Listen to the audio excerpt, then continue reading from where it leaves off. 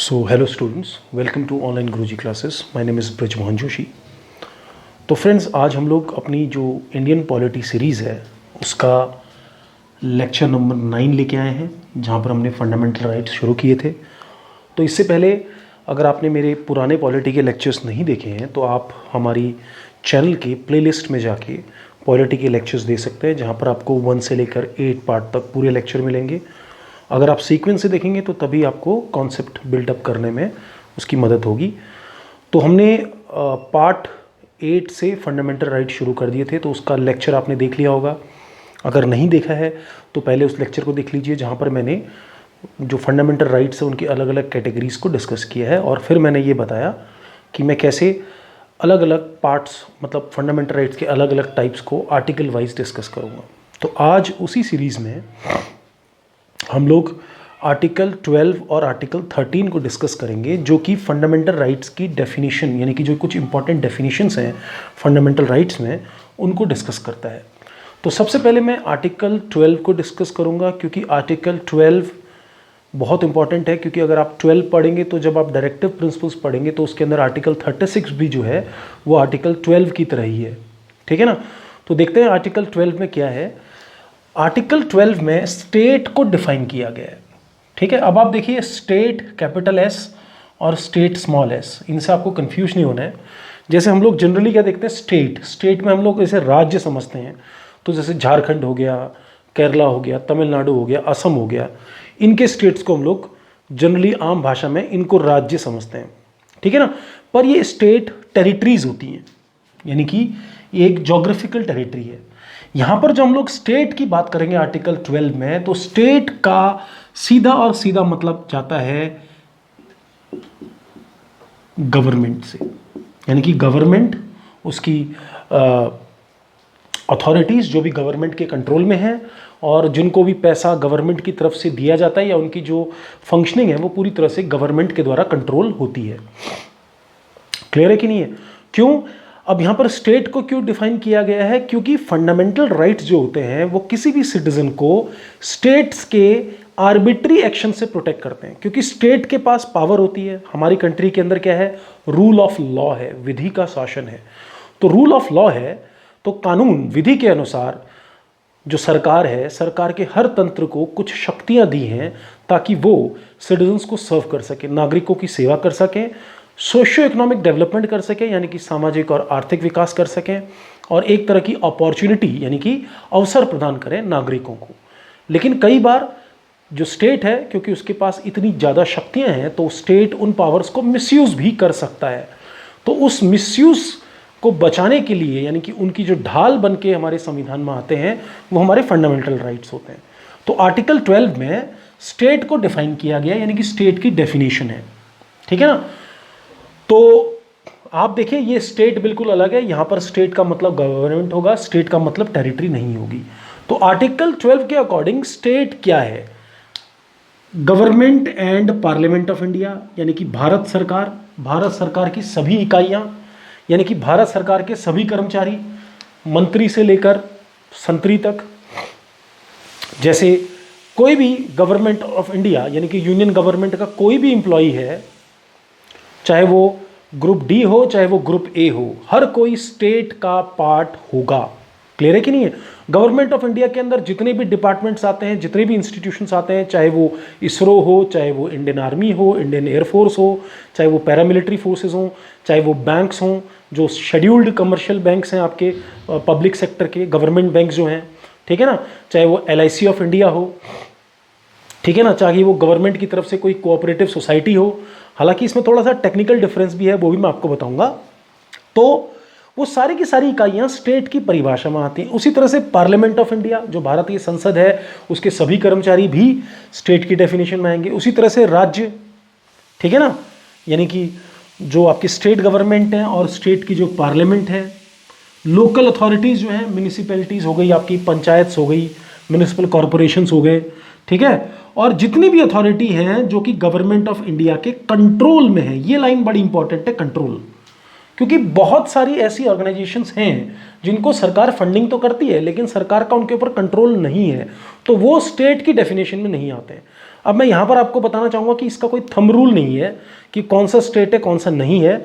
इतने से हम लोग समझ सकते हैं कि कौन कौन सी बॉडीज स्टेट है। लेकिन अगर कहीं पर कोई कंफ्यूजन होता है कि कौन सी बॉडी स्टेट की कैटेगरी में आती है और कौन सी बॉडी स्टेट की कैटेगरी में नहीं आती है, तो फिर उसको डिफाइन करने के लिए हमारी न्यायपालिका यानी कि जो जुडिशरी है,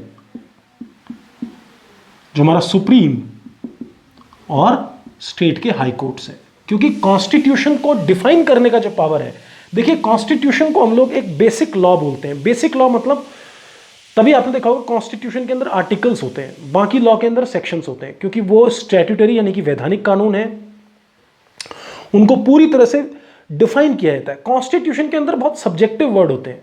अब जैसे मैंने आर्टिकल 21 आपको पढ़ाऊंगा तो right to life and personal liberty.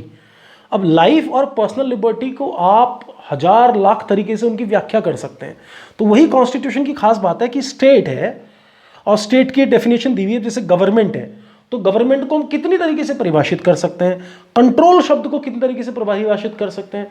तो यहां पर क्या है कि सिर्फ उसका आर्टिकल लिखा जाता है कॉन्स्टिट्यूशन के अंदर। अब अगर किसी को कंफ्यूजन है, जैसे कि मैं एक एग्जांपल आपको बताता हूं, जैसे आप देख लीजिए national council of education research and training NCERT जो है, ठीक है ना। अब NCERT जो है वो एक जैसे बोलते हैं कि गवर्नमेंट की सब्सिडरी मानी जाती है, यानी कि सरकार की तरफ से NCERT का गठन किया गया है, ठीक है ना। अब लेकिन अगर ये, हालांकि ये केस हो चुका है पहले, सुप्रीम कोर्ट इसको डिफाइन कर चुका है। अगर मैं आपसे क्वेश्चन पूछूं कि NCERT स्टेट है कि नहीं है, ठीक है ना, तो यहां पर कंफ्यूजन हो गया क्योंकि यहां पर कुछ ऐसा नहीं लिखा है। हम जाएंगे वर्ड कंट्रोल पे तो जाकर देखेंगे कि NCERT एक ऑटोनोमस संस्था है, ठीक है ना। सरकार उसको फंडिंग जरूर करती है, कुछ तो अपने वो वित्तीय संसाधनों को जरूर जुटाती है, लेकिन गवर्नमेंट का एज सच कोई कंट्रोल डायरेक्ट NCERT के ऊपर नहीं रहता है। अब ये हो गया कंफ्यूजन। अब ये कंफ्यूजन है और इसके लिए कोई मतलब स्टेट के अंदर कौन कौन सी बॉडीज आएंगी और कौन कौन सी नहीं आएंगी, इसके लिए भारत में कोई कानून भी नहीं बनाया हुआ है सरकार ने। तो जाहिर सी बात है आप कहां जाओगे, आपको कॉन्स्टिट्यूशन में क्वेश्चन ऑफ लॉ बोलते हैं, इसको क्या बोलते हैं,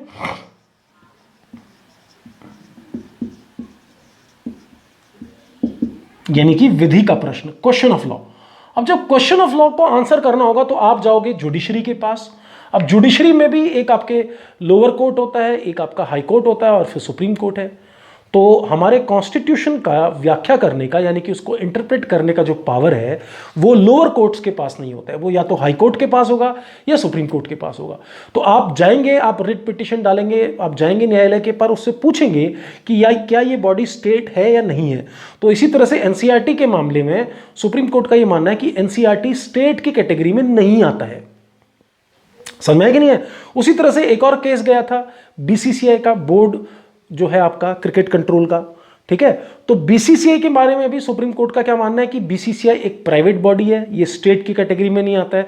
भले ही वो इंडिया को रिप्रेजेंट करती है क्रिकेट में इंटरनेशनली, पर वो स्टेट की कैटेगरी में नहीं आती है। तो इस तरह से बड़ा टेक्निकल है ये, और खासकर जो स्टूडेंट लॉ पढ़ते हैं वो काफी डीप में इसको पढ़ते हैं, ठीक है ना।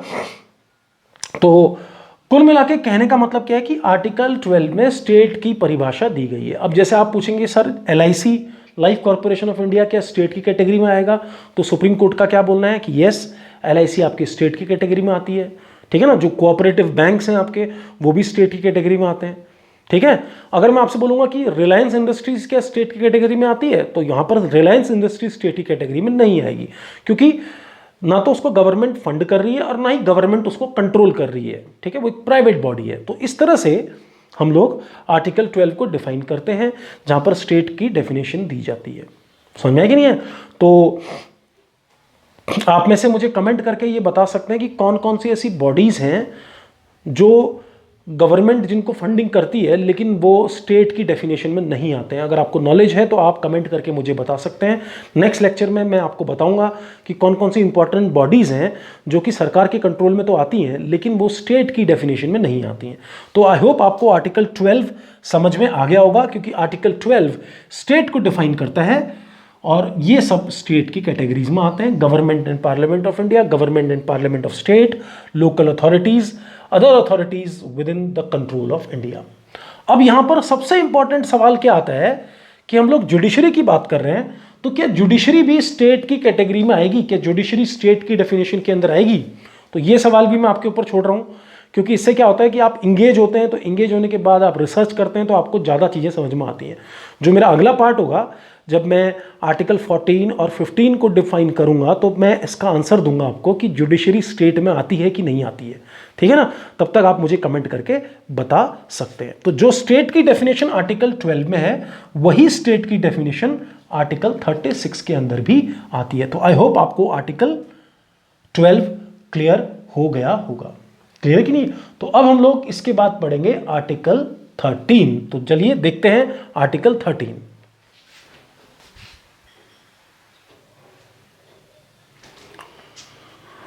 तो चलिए फ्रेंड्स, अब हम लोग आर्टिकल 13 को डिफाइन करते हैं, और काफ़ी डीप ये आर्टिकल है। आर्टिकल 13 की आप सबसे पहले उसकी हेडिंग देखिए, लॉज इनकंसिस्टेंट और इन डेरोगेशन विथ पार्ट 3। ऐसे कानून जो पार्ट 3 यानी कि फंडामेंटल राइट्स के साथ इनकंसिस्टेंट है। इनकंसिस्टेंट वर्ड पे ध्यान दीजिए, तर्क संगत नहीं है, या फिर वो उसका वायलेशन करते हैं। अब देखिए इसके पीछे कहानी क्या है। आप देखिए, जब भारत का संविधान बना, तो कानून निर्माण यानी कि जिसको हम लोग लेजिस्लेशन बोलते हैं, वो पावर कॉन्स्टिट्यूशन ने पार्लियामेंट ऑफ इंडिया और स्टेट लेजिस्लेचर्स को दी। संविधान बनने से पहले भारत में कानून जो बनने शुरू हुए थे, वो आप देखिए 1833 से शुरू हो चुके थे। पहली बार 1833 में इंडिया का लॉ कमीशन बना था।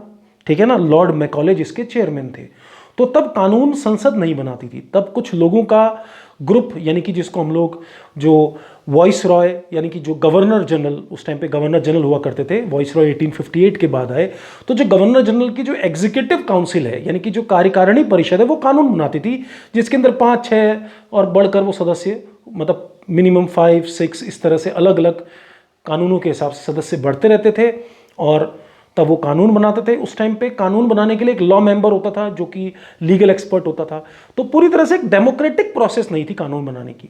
तो आज भी आप देखिए, भारत के 70% जो कानून है वो अंग्रेज बना चुके हैं। चाहे आप इंडियन पीनल कोड को देखें, चाहे आप अपने हमारे फॉरेस्ट एक्ट्स को देख लें, ठीक है ना, चाहे आप इंडियन एविडेंस एक्ट देखें, भारतीय साक्ष्य अधिनियम, ठीक है ना।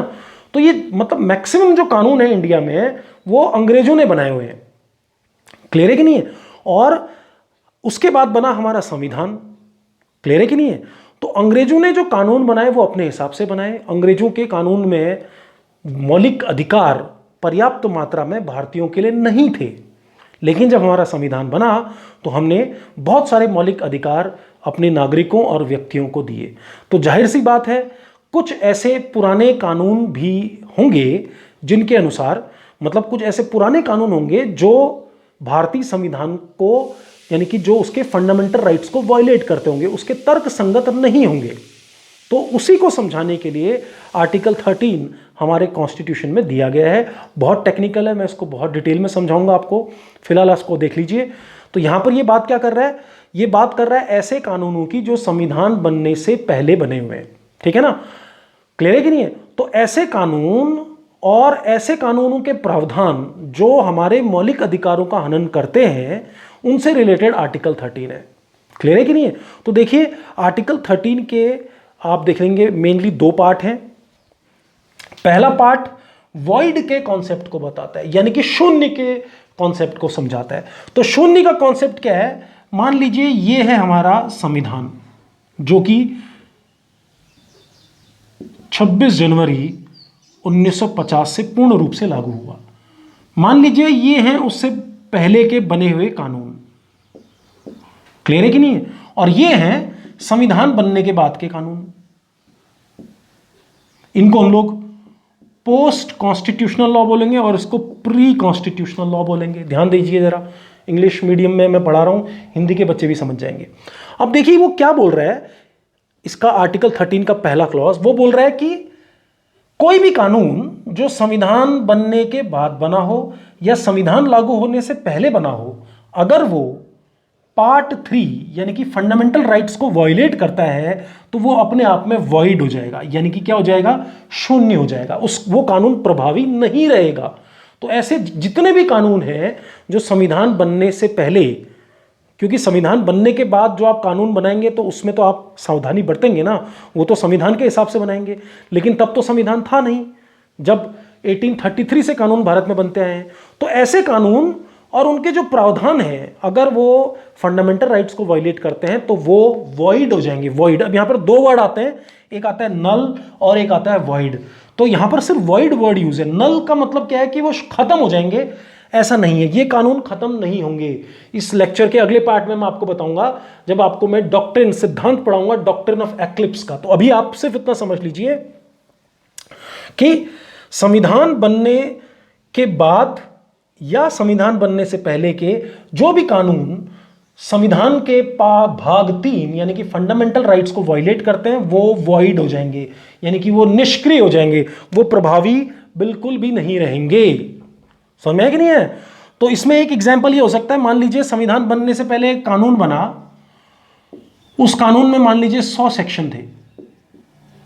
अब इन 100 सेक्शन में से 5 सेक्शन जो है हमारे मौलिक अधिकारों का हनन करते हैं, लेकिन 95 मौलिक अधिकारों का हनन नहीं करते हैं। तो होगा क्या, पूरा का पूरा कानून निष्क्रिय यानी कि वॉइड नहीं होगा। सिर्फ वो प्रावधान, वो 5 प्रावधान या 6 प्रावधान या जितने भी हैं जो फंडामेंटल राइट को वायलेट करते हैं, सिर्फ वो निष्क्रिय रहेंगे। अच्छा, बाकी आप चाहें तो वो उस कानून को एज इट इज आप एप्लीकेबल या अप्लाई कर सकते हैं। ये इसका सिंपल एग्जांपल ये हो गया कि मान लीजिए आप एक सेब खा रहे हैं और सेब एक साइड से खराब है, तो आपने क्या किया, चाकू से वो खराब हिस्सा काट दिया और बाकी का सेब आपने रख लिया, ठीक है ना। तो इसके लिए एक डॉक्ट्रिन होती है, इसको डॉक्ट्रिन ऑफ सर्विविलिटी हम लोग बोलते हैं। और मैंने यहाँ पे बताया कि संविधान बनने से पहले के कानून निष्क्रिय हैं, लेकिन वो खत्म नहीं हुए हैं, वो भी लागू हो सकते हैं, क्योंकि मैंने यहाँ पर सिर्फ वॉइड वर्ड लिखा है, नल वर्ड नहीं लिखा है। तो इसको हम लोग आगे पढ़ाएंगे, आपको डॉक्ट्रिन ऑफ एक्लिप्स बोलते हैं। इसको क्या बोलते हैं? Doctrine of eclipse. तो वो मैं आपको मतलब अभी कंफ्यूज नहीं करना चाहता। पार्ट 10 में मैं आपको पढ़ाऊंगा, आर्टिकल 14 और 15 पढ़ाने से पहले। और स्टेट की जो डेफिनेशन है उसको भी मैं आपको, जो मैंने क्वेश्चंस पूछे हुए उनके आंसर आपको रिव्यू यहाँ पर करूंगा, ठीक है ना। तो यहाँ पर आपको बात समझ में आ गई। तो आर्टिकल 13 का क्लॉज 1 क्या बोलता है कि ऐसे लॉज, ऐसे प्री कॉन्स्टिट्यूशनल लॉज या पोस्ट कॉन्स्टिट्यूशनल लॉज जो पार्ट 3 को वायलेट करते हैं वो वॉइड रहेंगे। यहां तक बात समझ में आ गई। पार्ट 2 लॉ को डिफाइन करता है कि कानून की परिभाषा क्या होगी, कानून हम किसको बोलेंगे। देखिए, जनरली हम लोग कानून किसको बोलते हैं, जो पार्लियामेंट या लेजिस्लेचर जिसको पास करता है, जिनको हम लोग स्टैट्यूटरी लॉ बोलते हैं, यानी कि जो एक्ट ऑफ पार्लियामेंट या एक्ट ऑफ लेजिस्लेचर के द्वारा बनते हैं, उन्हीं को आम भाषा में कानून समझा जाता है। लेकिन ऐसा नहीं है। यहां पर क्या है, कानून को अलग अलग उसने बहुत विस्तृत ढंग से समझाया है। उसने बोला है कि जो ऑर्डिनेंस है, यानी कि जो गवर्नर या प्रेसिडेंट ऑर्डिनेंस अध्यादेश जारी करते हैं, प्रेसिडेंट करता है आर्टिकल 123 के अंतर्गत, गवर्नर करता है आर्टिकल 213 के अंतर्गत, उसको भी कानून माना जाएगा। अगर वो संविधान को वॉयलेट कर रहा है तो बिल्कुल वो भी आपका निष्क्रिय हो जाएगा। कोई गवर्नमेंट का ऑर्डर है, आदेश है, सरकारी आदेश, उसको भी कानून माना जाएगा। कोई बाय लॉ है, बाय लॉ क्या होते हैं, कुछ लॉज होते हैं, जैसे मान लीजिए मैं आपको बाय लॉ का एग्जांपल बताता हूं। जैसे मान लीजिए आपने एक सोसाइटी, मतलब आपने कोई कंपनी बनाई या कोई सोसाइटी बनाई या कोई भी संस्थान आपने बनाया जो कि सरकार के किसी कानून के आधार पर वो बनाया है आपने, तो उसमें कुछ रूल्स और रेगुलेशंस यानी कि कुछ उसके उप कानून बनाने की पावर आपके पास होती है, जो आप खुद अपनी संगत मतलब सहूलियत से बना सकते हो। तो उनको हम लोग बाय लॉज बोलते हैं। जैसे आपने देखा होगा कि बहुत सारे स्कूल्स सोसाइटी रजिस्ट्रेशन एक्ट 1860 के तहत चलते हैं। तो सोसाइटी रजिस्ट्रेशन एक्ट में जब आप किसी सोसाइटी को रजिस्टर करवाते हो तो उसमें बाय लॉ बनाने की पावर आपके पास होती है। तो बनाए भले ही आपने हैं, लेकिन उन बायलॉज को भी कानून की दायरे में लाया जाएगा। अगर वो संविधान का वायलेशन करते हैं तो बिल्कुल वो भी आपके वॉइड हो जाएंगे। उसके बाद रूल, जैसे आप देखिए मोटर व्हीकल एक्ट है, ठीक है ना। मोटर व्हीकल एक्ट के तहत जो स्टेट पुलिस है उसके पास पावर है, लेकिन ट्रैफिक रूल बनाने का खुद का पावर स्टेट पुलिस के पास होता है, तो वो रूल्स। उसके बाद किसी तरह के रेगुलेशन, जैसे कि कुछ बॉडीज होती हैं, डेवलपमेंट अथॉरिटी होती है। जैसे आप देख लीजिए जहाँ से आप मैप वगैरह पास करते हैं, जैसे मान लीजिए देहरादून है तो मसूरी देहरादून डेवलपमेंट जो अथॉरिटी है, या फिर नोएडा की डेवलपमेंट अथॉरिटी हो गई, लखनऊ की डेवलपमेंट अथॉरिटी हो गई, कलकत्ता की हो गई, तो ये जो रेगुलेशंस बनाते हैं वो भी लॉ की कैटेगरी में आएंगे।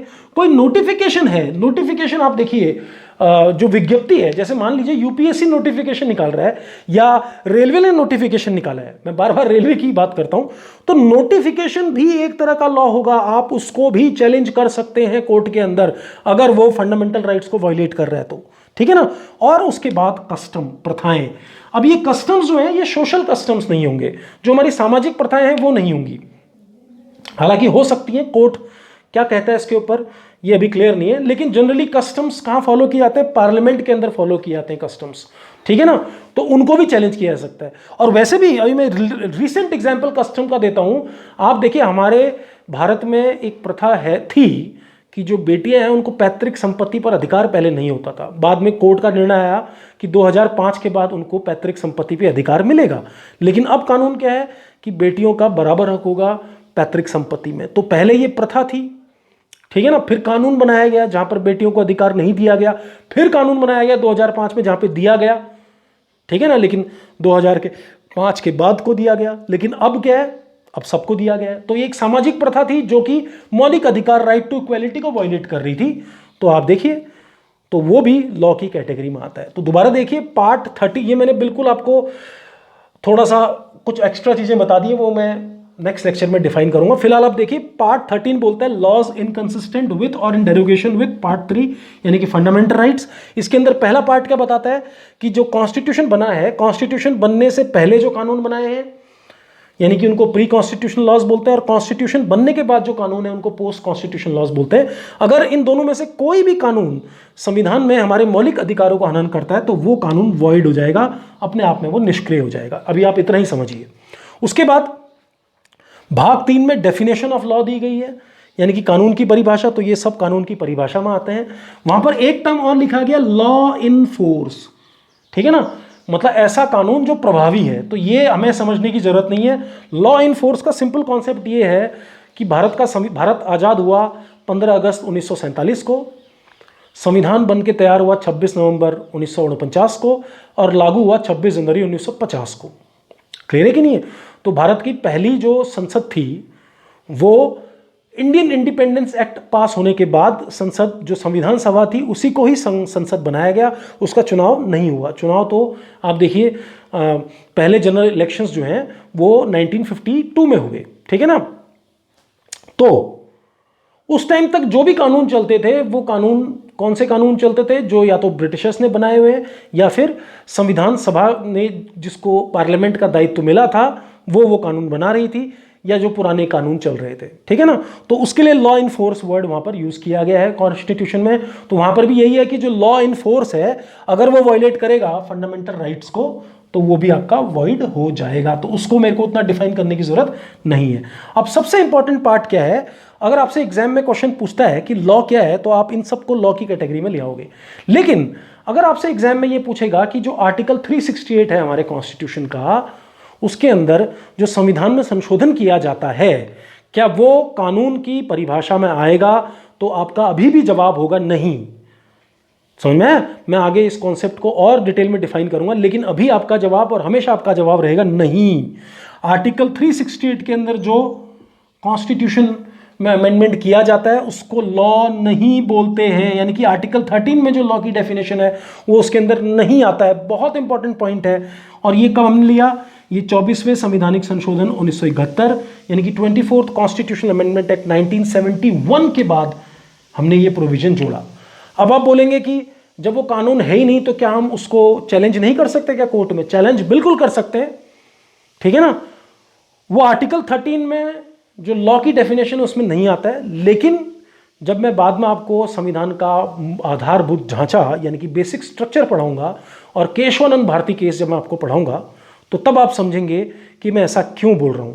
तो सिंपल है, अभी आपसे सिंपल सी बात यह है कि क्या आर्टिकल 368 आर्टिकल 13 में लॉ की कैटेगरी में आता है? तो आपका जवाब होगा बिल्कुल भी नहीं आता है, वो लॉ नहीं है। लेकिन फिर भी उसको चैलेंज किया जा सकता है कोर्ट के अंदर, जुडिशियल रिव्यू हो सकती है उसके ऊपर, तो वो तो बात की बात है, आगे का कॉन्सेप्ट है, थोड़ा सा डीप कॉन्सेप्ट है, उसके लिए हमें बहुत सारे केसेस पढ़ने पड़ेंगे। तो आई होप आपको आर्टिकल 13 समझ में आ गया होगा। अब मैंने यहां पर आपको क्या बताया था कि जो संविधान बनने से पहले के कानून है वो वॉइड है, निष्क्रिय है, ठीक है ना, लेकिन पूरी तरह से खत्म अभी भी नहीं हुए हैं, मतलब टाइगर अभी जिंदा है। क्लियर? अब ये क्यों है, इस लेक्चर के अगले पार्ट में हम लोग कुछ डॉक्ट्रिन्स को पढ़ेंगे, जहां पर मैं आपको बताऊंगा डॉक्ट्रिन ऑफ एक्लिप्स, ठीक है ना, डॉक्ट्रिन ऑफ सर्वाइविलिटी, ठीक है ना, और डॉक्ट्रिन ऑफ वेवर, मतलब कुछ सिद्धांत मैं यहाँ पर कानून के आपको समझाऊंगा। हालांकि वो आपकी सामान्य परीक्षाओं में नहीं आते हैं, वो यूपीएससी पूछ लेती है, ठीक है ना, जो यूपीएससी के एग्जाम्स हैं उनमें पूछा जाता है। सामान्य परीक्षाओं के लिए आर्टिकल 13 भी नहीं पूछा जाता है, लेकिन फिलहाल आपको समझ में आ गया। क्वेश्चन यहाँ से क्या बनेगा कि कानून किस आर्टिकल में डिफाइन किया गया लॉज को, तो आर्टिकल 13 में किया गया है, ठीक है ना। तो अगले लेक्चर में हम इसको और डिटेल में ले जाएंगे, फिर उसके बाद आर्टिकल 15 और आर्टिकल 16 हम लोग पढ़ेंगे। और जो भी मैंने आपसे क्वेश्चन पूछे हैं आप प्लीज़ मुझे उसका जवाब दीजिए, और अगर आपकी कोई क्वेरीज हैं तो वो भी मुझे बताइए। और सबसे इंपॉर्टेंट बात है कि मैं हिंदी में नहीं लिख पाऊंगा, मैं असमर्थ हूँ, माफ़ी चाहता हूँ उसके लिए। तो आप लेक्चर सुन लीजिए, आपके पास हिंदी की बुक्स होंगी, कॉन्सेप्ट तो मैं हिंदी में ही बता रहा हूँ, वहाँ से आप उनको टैली कर सकते हैं। तो आज के लिए इतना ही। Thank you, thanks a lot.